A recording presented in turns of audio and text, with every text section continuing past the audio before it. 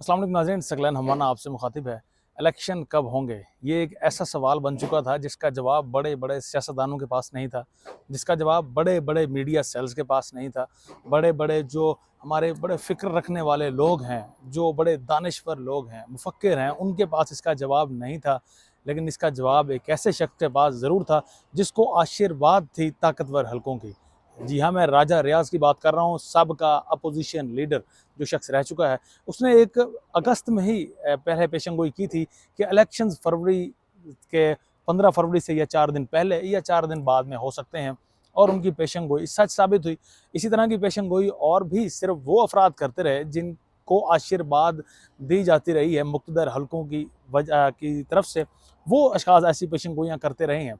अब उनकी पेशेंगोइयाँ सच साबित होती हुई नज़र आती हैं। सुप्रीम कोर्ट ऑफ पाकिस्तान में ये मामला इस वक्त ज़ेर बहस रहा है। मुसलसल आज दूसरे दिन इलेक्शंस के हवाले से समाअत थी। इलेक्शंस का केस था 90 डेज़ के अंदर अंदर इलेक्शन, लेकिन अब जिस तारीख पर ऐलान हुआ, जिस तारीख पर मुत्तफ़िक हुए तमाम लोग, वो तारीख 90 डेज़ में नहीं आती, बल्कि ऑलरेडी वो डेट 100 दिनों को भी तकरीबन नाज़रीन क्रॉस करते हुए नज़र आती है। सुप्रीम कोर्ट ऑफ पाकिस्तान एक बड़ा इदारा है पाकिस्तान का, हमें इंसाफ देने के लिए बड़ा इदारा समझा जाता है, माना जाता है, और इसीलिए ही इस इदारे में मोहतरम जस्टिस साहिबान को बिठाया जाता है। लेकिन वो इदारा भी इस मामले में आइन शिकनी करते हुए या आइन को जिस तरह से साथ लेकर चलना था, उसमें हमें नाकाम नज़र आया है। ये मैं क्यों कह रहा हूँ, इसकी भी आपको मिसालों के साथ आपके सामने बात अपनी वजाहत रखूँगा। सबसे पहले नाज़रीन हम बढ़ते हैं सूबाई असम्बलियों की जानिब। सूबाई असम्बलियाँ पंजाब और केपी दोनों असम्बलियाँ जब तहलील हुई, तो उसके बाद जब भी असम्बली तहलील होती है 90 डेज़ के अंदर अंदर इलेक्शन करवाने के लिए इलेक्शन कमीशन ऑफ पाकिस्तान इस चीज़ का पाबंद होता है।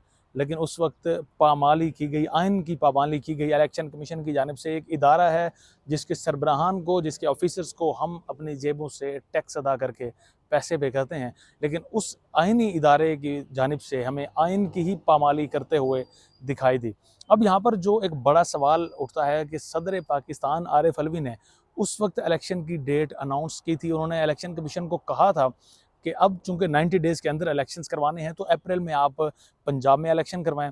और गवर्नर ने, केपीके के गवर्नर ने केपीके के इलेक्शंस की डेट अनाउंस की थी। लेकिन उस वक्त नाज़रीन बड़ी बड़ी खुद को सियासी जमातें जो कहती हैं कि हम आइन की पासदारी करती हैं, मसलन नून लीग, मसलन पाकिस्तान पीपल्स पार्टी, ये उस वक्त हमें आइन की मुनहरिफ नज़र आई हैं, आइन से इनहराफ करती हुई नज़र आई।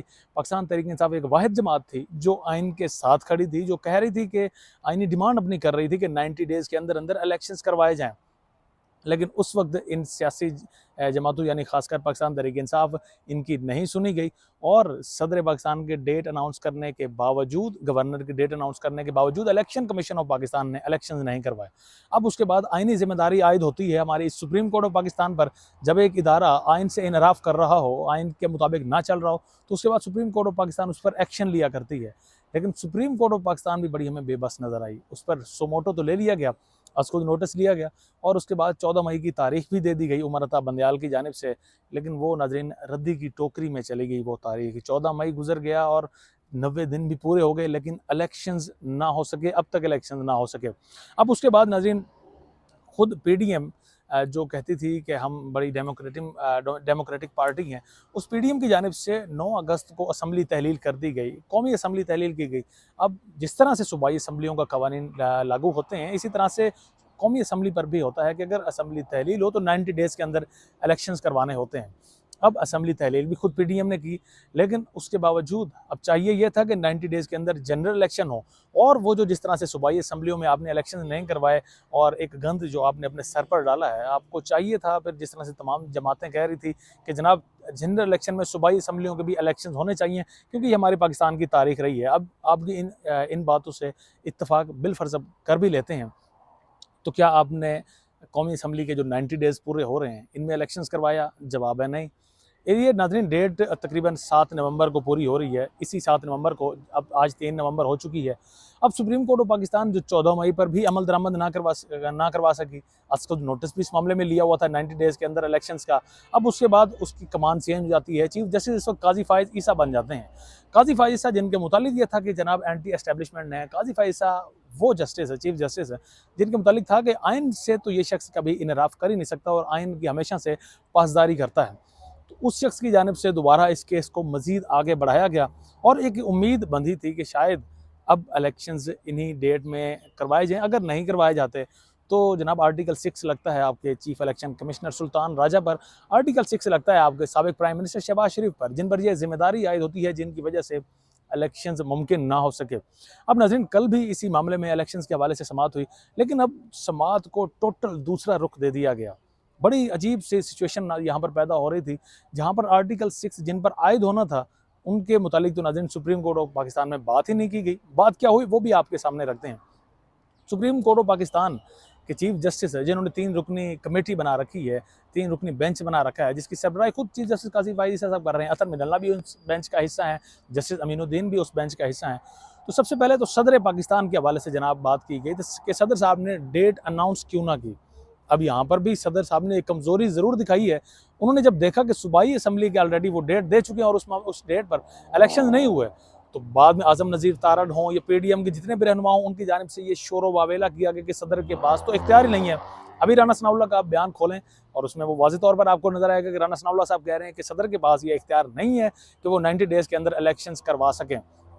अब सदर को जब ये सब चीज़ें उन तक पहुंची और उन्हें लगा कि जनाब वो इस डेट को इलेक्शन नहीं करवा सकते, तो उन्हें ये चाहिए था सदर पाकिस्तान आरिफ अलवी को कि वो डेट अनाउंस करते, लेकिन डेट अनाउंस ना कर सकने की वजह सिर्फ यही थी कि अपोजिशन, यही थी कि शहबाज शरीफ, यही थी कि आज़म नज़ीर तारड़, इन सब ने जो एक हवा क्रिएट किया कि आपके पास इख्तियार नहीं है। सदर पाकिस्तान इस मामले में पीछे हट गया और उन्होंने एक ख़त लिख दिया और उस ख़त में उन्होंने डेट तजवीज़ की कि आप 6 नवंबर को आप इलेक्शंस करवाएं, इलेक्शन कमीशन को। जहां उन्होंने डेट अनाउंस करनी थी वहां पर उन्होंने डेट की तजवीज़ दी। अब सदर ने एक तरफ से आधा अपनी तरफ से काम पूरा कर लिया, लेकिन उन्हें चाहिए था कि डेट अनाउंस करते। अब सुप्रीम कोर्ट ऑफ पाकिस्तान में चीफ जस्टिस साहब काजी फाइज़ साहब वो इस चीज़ को लेकर बैठ गए कि सदर साहब ने डेट अनाउंस क्यों नहीं की, हालांकि उनके पास इख्तियार ये था। यहाँ पर एक और चीज़ भी आपको नाज़रीन बताते चलें कि सदर साहब ने chief election commissioner Sikandar Sultan Raja को बुलाया था अपने पास, एक ख़त भेजा था कि जनाब आएँ, मिल बैठें और यहाँ पर आकर फैसला करें, क्योंकि आइन से जनाब खिलवाड़ हो रहा है, 90 डेज़ के अंदर हमने इलेक्शंस करवाने हैं। लेकिन उस वक्त सिकंदर सुल्तान राजा ने सदर पाकिस्तान के पास जाने से ही इनकार कर दिया। अब इस चीज़ पर ज़रा रत्ती बराबर भी बहस इस सुप्रीम कोर्ट ऑफ पाकिस्तान में, जो मेरे एकम में है, नहीं हुई, जो कि होनी चाहिए थी, जो कि आर्टिकल 6 लगना चाहिए था, ताकि दूसरों के लिए एक सबक आमोज़ वाक़या बन सके, दूसरे कभी भी आइन से इनहराफ का सोच भी ना सकें। लेकिन ऐसा नहीं किया गया और उल्टा सदर पाकिस्तान को ही यहाँ पर मोर्द इल्ज़ाम और कसूरवार उन्हें बार बार ठहराया जाता रहा। अब उसके बाद होता यह है सुप्रीम कोर्ट में कि सुप्रीम कोर्ट कहती है कि जनाब जाएँ, चीफ इलेक्शन कमीशन को कहा जाता है आप जाएँ, सदर के साथ मुशावरत करें और एक डेट आप लेकर आएँ। इससे पहले वो डेट जो थी वो 11 फरवरी की ऑलरेडी इलेक्शन कमीशन ये डेट अनाउंस कर चुका था। कहा गया कि अब आप सदर के पास जाएँ।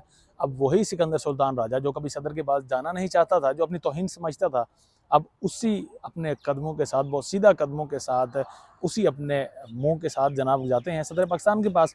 वहाँ पर जाकर मुलाकात करते हैं, मुशावरत करते हैं और फिर 8 फरवरी की डेट तय हो जाती है। अब 8 फरवरी भी याद रखिएगा, 90 डेज़ नवंबर में पूरे हो रहे हैं और 8 फरवरी आप देख सकते हैं कि 2024 ये बन रहा है। यानी जिस तरह से मैंने स्टार्ट में आपको बताया था कि फरवरी वो डेट है जो मुक़्तदर हल्कों ने पहले से डिसाइड कर रखी है और राजा रियाज की ज़ुबानी वो ऑलरेडी आप तक पहुंचा भी चुके हैं कि फरवरी में इलेक्शन होंगे, जो उखाड़ना है उखाड़ लो, इलेक्शन तो हम फरवरी में ही करवाएंगे। अब 8 फरवरी पर इत्तेफाक हो गया। उसके बाद इसी सुप्रीम कोर्ट ऑफ पाकिस्तान में आज समाअत थी। आज जनाब आकर इलेक्शन कमीशन की जानिब से बताया गया कि हमने सदर से मुशावरत की है और 8 फरवरी को हम ये कहते हैं कि 8 फरवरी को इलेक्शंस होंगे, हम इस चीज़ पर हमने डिसाइड कर लिया, किसी को कोई एतराज़ भी नहीं है। अब यहाँ पर एक और छोटे से मामले को लेकर बैठ जाया गया काजी फाइज़ साहब की जानिब से। कहा गया जी कि सदर साहब के सिग्नेचर कहाँ हैं, आपके मीटिंग के मिनट्स तो मुझ तक पहुँच चुके हैं, सदर साहब के सिग्नेचर कहाँ हैं, सिग्नेचर जाइए करवा कर आइए। उसके बाद वक्फा किया गया, अटारनी जनरल साहब गए, वहाँ पर सदर साहब के सिग्नेचर हुए और उसके बाद पूछा गया कि जनाब काजी फाइज़ साहब की जानिब से कहा गया कि मैं आप हुक्मनामा सुनाने लगा हूँ, किसी को कोई एतराज़ तो नहीं है 8 फरवरी की डेट पर? कहा गया जी नहीं, हमें कोई एतराज़ नहीं है। लेकिन क्या ये आम पाकिस्तानियों से भी पूछा गया कि किसी को कोई एतराज़ नहीं है? क्या ये आइन बनाने वालों से भी पूछा गया कि किसी को कोई एतराज़ नहीं है? तो वो आपको बताते हैं कि किसको किस तरह से इस चीज़ पर एतराज़ है। जब आप 90 डेज़ के अंदर इलेक्शन नहीं करवा रहे तो आप एक गैर आइनी अमल करवा रहे हैं, आप एक गैर आइनी अमल कर रहे हैं और सुप्रीम कोर्ट खुद अब इसमें गैर आइनी अमल में मुलविस हो चुकी है, जो कि इन्हें चाहिए था कि 90 डेज़ के अंदर इलेक्शंस करवाते। अगर किसी ने नहीं करवाया तो उसके खिलाफ एक्शन लें, फिर वो चाहे सदर आरिफ अलवी हों, फिर चाहे वो chief election commissioner Sikandar Sultan Raja हों या शहबाज शरीफ हों, तीनों को फिर आपको लटका देना चाहिए था अगर आपने कानून और आइन की पासदारी अपने मुल्क में करानी है। बहरहाल अब इस वक्त डेट 8 फरवरी की अनाउंस हो चुकी है, डिसाइड किया जा चुका है और ये भी मैसेज दिया गया है जनाब अतर मिनल्ला की जानिब से और काजी फ़ाइज़ साहब की जानिब से कि जनाब अभी आप हमारा एक रुख देख रहे हैं, अगर इस डेट को इलेक्शन ना हुए तो फिर आप हमारा दूसरा रुख देखेंगे। और नाज़रीन सब तड़प रहे हैं कि पता नहीं वो दूसरा रुख कब देखने को मिलेगा। वो दूसरा रुख तब भी हमने ना देखा जब अरशद शरीफ शहीद हुए, वो दूसरा रुख हमने तब भी ना देखा जब अप्रैल में इलेक्शन ना हुए, जब 90 डेज़ के अंदर इलेक्शन ना हुए। वो दूसरा रुख अब दिखाएंगे। ये कहते हैं कि हाथी के दांत खाने के और दिखाने के और, तो फिलहाल ये नाज़रीन दिखाने का काम जो जारी है, दूसरा रूप पता नहीं ना तो हमारे मुजरिमों को कभी दिखाया गया, ना ही आइन से खिलवाड़ करने वालों को कभी दिखाया गया और ना ही मुझे लगता है कि कभी दिखाया जाएगा, क्योंकि जब दूसरा रुख दिखाया जाएगा तो जो मुक़्तदर हल्के हैं, जो ताकतवर हल्के हैं, फिर उन पर आंच आती हुई नज़र आती है। फिर उनका जो जो जिस तरह से वो कंट्रोल करते हैं, फिर वो खुद कंट्रोल होने लगेंगे। अगर दूसरा रुख सुप्रीम कोर्ट ने कभी दिखाना शुरू कर दिया तो जनाब इस अपने दूसरे रुख को अपने पास ही रखिए, संभाल कर रखिए, शायद कभी पाकिस्तान में हमारे सिस्टम में कोई बेहतरी हो सके, फिर आपका ये दूसरा रुख भी देखेंगे। अब तक के लिए इतना ही। अपने मेज़बान सकलैन हम्माना को इजाज़त दें। अल्लाह निगहबान।